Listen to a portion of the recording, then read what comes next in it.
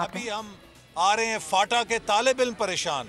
वो स्कॉलरशिप जो मुस्लिम लीग नून की हुकूमत ने शुरू किए थे, आज फाटा के तालिब इल्मों के वो स्कॉलरशिप बंद कर दिए गए हैं।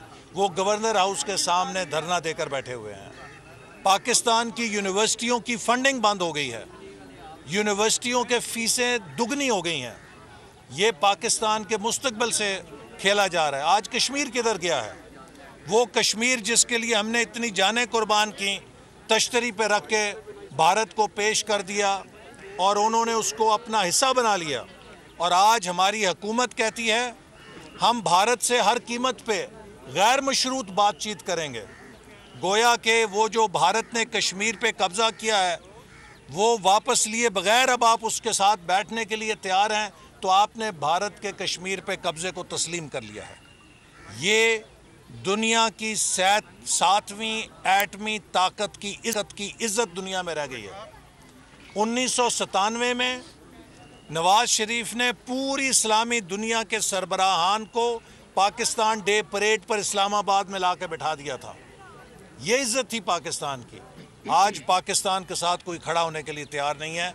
तो मैं फिर ये कहूँगा कि आज के दिन का सबसे बड़ा सबक ये है कि हमें इस मुल्क को जो एक एटमी ताकत है इज्जत देनी है, वकार देना है, तरक्की देनी है, अवाम को खुशहाली देनी है। लेकिन ये तब होगा जब अवाम के फ़ैसलों पर अमल किया जाएगा, अवाम के वोट को इज्जत दी जाएगी। अगर अवाम के वोटों को कुचला जाएगा, रद्दी की टोकरी में फेंका जाएगा, तो वही हाल होगा कि बांग्लादेश 50 साल के बाद हमसे अलहदा होने के बाद आज हमसे आगे निकल गया है। 25 साल बाद हमसे जुदा हुआ, 50 साल गुजरने के बाद आज वो फ़ख्रिया कह रहा है कि हमने पाकिस्तान को हर शोबे में पीछे छोड़ दिया है। ये शर्म की बात है कि वो मशरक़ी पाकिस्तान जो हमसे पसमानदगी की हालत में अलहदा हुआ, आज 50 सालों में हमसे क्यों आगे निकल गया है? इसलिए कि वहाँ पे वोट की ताकत को तस्लीम कर लिया गया। भारत जो हमसे पीछे था क्यों हमसे आगे निकल गया? कि वहाँ पर भी वोट की ताकत को तस्लीम कर लिया गया है। अब अफ़गानिस्तान की करेंसी भी मजबूत हो गई क्योंकि वहाँ भी वोट की ताकत को तस्लीम कर लिया गया है। और हम इसलिए धक्के खा रहे हैं कि यहाँ पर आज भी बैलेट पर बुलेट भारी है। अगर हमने इस मुल्क को, इसके वफाक को, इसके मुस्तकबिल को महफूज करना है तो बुलेट के ऊपर बैलेट को भारी करना पड़ेगा। और इंशाल्लाह मैं आज इकबाल के इस मज़ार से मुस्लिम लीग नून की तरफ से और उसकी क़यादत की तरफ से इस अहद को दोहराता हूँ कि ए इकबाल, ए कायदे आज़म, हम इस पाकिस्तान को आपके ख्वाबों की ताबीर बनाएंगे और इसके लिए बड़ी से बड़ी कुर्बानी देंगे। और अपने नौजवानों को जो आज हमारी तरफ नज़र लगा के खड़े हैं, इन्हें एक ऐसा पाकिस्तान देकर जाएंगे जहां पर इनके वोट की इज्जत हो और इनके वोट पे कोई डाका ना डाल सके। अच्छा हसन साहब, ये बताइएगा कि गुज़िश्ता रोज़ बिलावल भुट्टो लाहौर आए और उन्होंने कहा कि हम सिलेक्टेड नहीं हैं। लाहौर का एक सियासी ख़ानदान है जो हमेशा सिलेक्ट होता है, तो क्या उनका इशारा जो है वो शरीफ फैमिली की तरफ है? दूसरा ये बता दें, वो ये कहते हैं कि लॉन्ग मार्च के दौरान पीडीएम की किसी मीटिंग में ये फैसला नहीं हुआ था कि इस्तीफे दिए जाएंगे। हम तो अपनी तैयारी मुकम्मल करके बैठे हुए थे, बाकी सियासी जमातें इस्लामाबाद की तरफ नहीं गई लॉन्ग मार्च के लिए। आसिफ जरदारी साहब ने जो पीडीएम में गुफ्तगू की या बिलावल भुट्टो साहब ने जो लाहौर में बयान दिया, हमने उस पर तबसरा नहीं किया चूँकि हमारा हदफ इमरान खान है और ये जाली सिस्टम है जो खड़ा किया गया है। हम अपनी जंग के महाज उसी पर लड़ना चाहते हैं जो हमने सामने रखा है। हम ज़ातियात पे और किसी ऐसी बयानबाजी से परहेज़ करेंगे जिससे ऑपोजिशन की आपस की लड़ाई शुरू हो और हुकूमत को बेल आउट मिले। लिहाजा हमारा हदफ वाज़ेह है, इस हुकूमत की कारकर्दगी, इस हुकूमत की नालायकी, इस निज़ाम की तब्दीली, इस मुल्क को आइन के ऊपर चलाना, इस मुल्क को कानून की हुक्मरानी पे चलाना, इस मुल्क के अवाम के मसाइल की बात करना, हमारा वो हदफ है। हम जरदारी साहब और बिलावल भुट्टो साहब के बयानात का जवाब नहीं देंगे। कौम सबको देख रही है।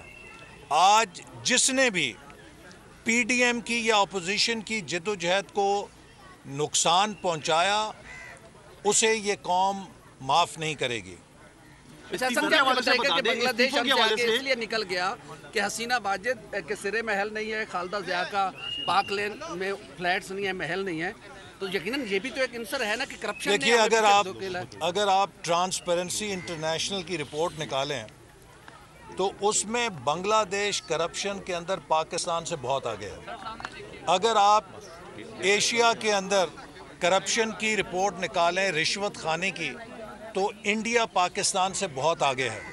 तो हमें जो ये पढ़ाया जाता है कि करप्शन की वजह से पाकिस्तान पीछे रह गया, हम सब करप्शन की मजम्मत करते हैं, लेकिन अगर ये बात होती तो फिर इंडिया और बांग्लादेश जो करप्शन जहाँ पर हमसे बहुत ज़्यादा है, कोई इस बात का भी जवाब दे कि वो हमसे आगे क्यों निकल गए हैं। तरक्की के लिए सबसे पहली ज़रूरत होती है सियासी इस्तेहकाम की। और मैं आज ये बात भी कहना चाहता हूँ, आज पीएम साहब ने करंटीना से एक ट्वीट की है रियासत मदीना की। रियासत मदीना एक बहुत मुक़द्दस तस्वर है। उन्होंने मेरिट की बात की है। मैं इमरान खान साहब से पूछना चाहता हूँ कि वो बताएं कि पंजाब के वज़ीर आला को उन्होंने कौन से मेरिट पर रखा है। मैं उनसे पूछना चाहता हूँ कि जो उनके काबीना के वज़ीर हैं वो कौन से मेरिट के ऊपर आए हैं।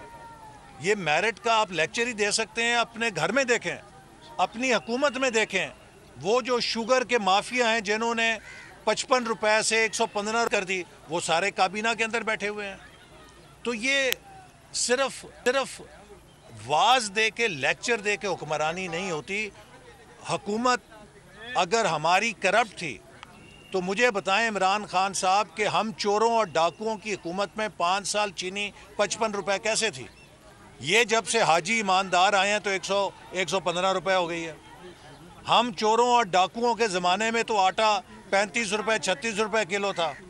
ये हाजी साहब आए हैं तो 75 रुपए और 80 रुपए किलो हो गया।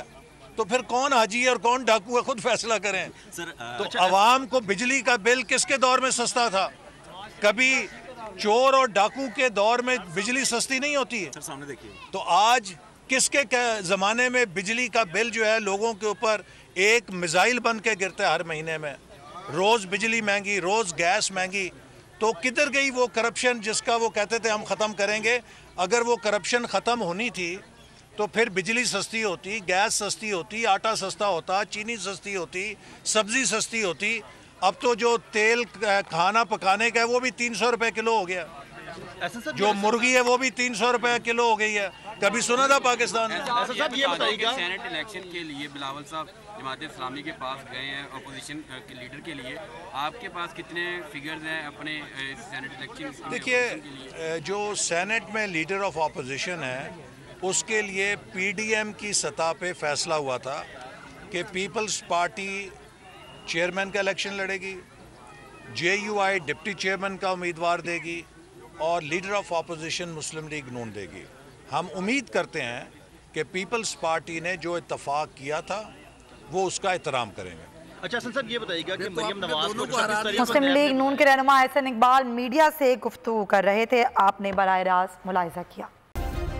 सब्सक्राइब करें और बेल दबाएं ताकि कोई खबर रह न जाए।